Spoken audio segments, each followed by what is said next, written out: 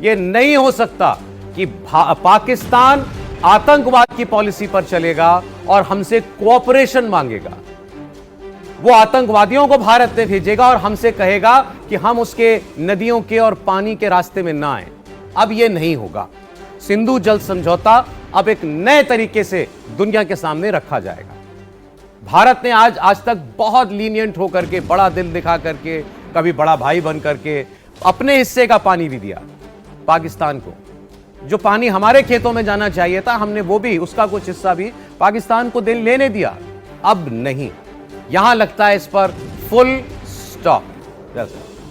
हम 80% पानी आप यूज कर रहे थे, 25% आपकी पंजाब की जीडीपी इस पे डिपेंड करती थी, आपके देश की जीडीपी डिपेंड करती थी, इंक्लूडिंग सिंध को पानी जा रहा था तो वो क्योंकि भारत दे रहा था, इस वजह से जा रहा था। और अब जैसे ही हमने बंद करने की बात की, सबसे ज्यादा प्रॉब्लम सिंध के अंदर होनी शुरू हो गई है। और तीसरी चीज आती है कि हम आपको डेटा शेयर नहीं करेंगे आपके साथ। जब हम डेटा नहीं शेयर करेंगे, हम कब खोल रहे हैं, चाहे सलाल डैम है, उरी डैम है, बागलीहर है, या कोई भी डैम है, अगर हम उसको कभी भी खोलेंगे या तो फ्लड्स आएंगे या सूखा पड़ेगा। अगर हम बंद कर देते हैं तो इसका क्या मतलब है?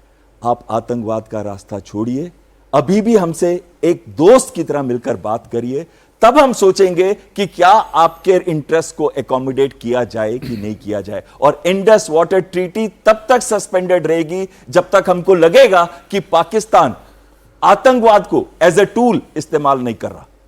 बिल्कुल सही कहा आपने।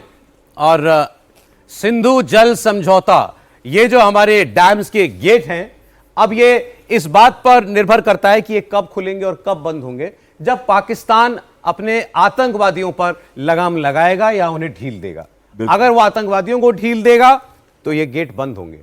अगर वो आतंकवादियों को पकड़ के रखेगा, उनको खत्म करेगा, भारत के हवाले करेगा, तो फिर ये पानी वैसे ही बहेगा, ये पानी वैसे ही बहता रहेगा जैसे पहले बहता रहा था। देवेंद्र, अब पहले जैसे तो स्थिति नहीं रहेगी, नहीं बदलेगा जरूर, लेकिन बहेगा बशर्ते वो आतंकवादियों के खिलाफ कार्रवाई करो, आतंकवादी हमें लौटाए। ये तो बहुत क्लियर शब्द में एकदम डिसीजन लिया जा चुका है कि जो आज जैसे मसूद अजहर की बात कर लें, हाफिज सईद की बात कर लें, इन सब आतंकवादियों के खिलाफ या तो कार्रवाई करो या हमारे अपराधी हैं ये, हमें लौटा दो। तो फिर नई शर्तों के आधार पर सिंधु जल समझौता पर बात हो जाएगी। अगर ऐसा नहीं हो रहा है तो फिर ये अभियान पे ही रहेगा। और जिस वर्ल्ड बैंक की दुहाई दी जाती थी, वो तो वर्ल्ड बैंक ने ही क्लियर कर दिया कि उसका इसमें कोई रोल नहीं। भारत ने दुनिया के दूसरे देशों को भी क्लियर कर दिया है कि इसमें कोई समझौता नहीं हो सकता।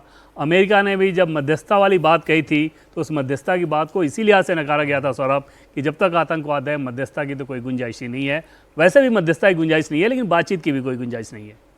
तो ये तो रही सिंधु जल समझौते की बात।